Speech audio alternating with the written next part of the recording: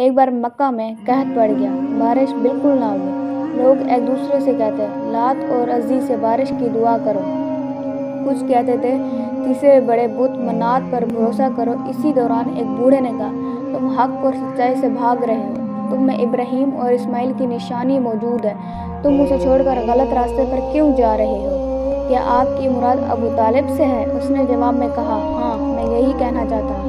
لوگ ابو طالب کے گھر کی طرف چلے۔ وہاں پہنچ کر انہوں نے دروازے پر دستک دی تو ایک خوبصورت آدمی باہر آیا۔ اس نے تہہ بند لپیٹ رکھا تھا۔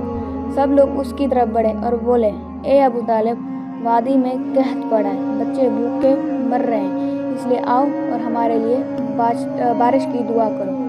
چنانچہ ابو طالب باہر آئے، ان کے ساتھ رسول اللہ علیہ وسلم بھی تھے۔ آپ ایسے لگ رہے تھے جیسے اندھیرے میں سورج نکل آیا ہو۔ ابو طالب کے ساتھ اور بھی بچے تھے، لیکن انہوں نے آپ ہی کا بازو پکڑا ہوا تھا۔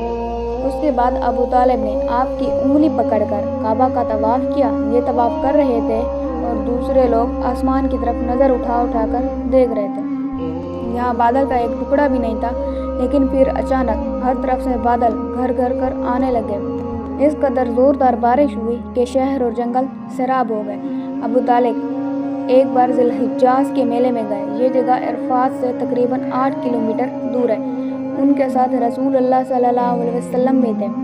ایسے میں ابو طالب کو پیاس محسوس ہوئی۔ انہوں نے آپ سے کہا، بھتیجے، مجھے پیاس لگی ہے۔ یہ بات انہوں نے اس لیے نہیں کہی تھی کہ آپ کے پاس پانی تھا، بلکہ اپنی بے چینی ظاہر کرنے کے لیے کہی تھی۔ چچا کی بات سن کر آپ فوراً سواری سے اترے اور بولے، چچا جان، آپ کو پیاس لگی ہے؟ انہوں نے کہا، ہاں بھتیجے، پیاس لگی ہے۔ یہ سنتے ہی آپ نے ایک پتھر پر اپنا پاؤں مارا۔ جوں ہی آپ صلی اللہ علیہ وسلم نے پتھر پر پاؤں مارا، اس کے نیچے سے صاف اور عمدہ پانی پھوٹ نکلا۔ انہوں نے ایسا پانی پہلے کبھی نہیں پیا تھا۔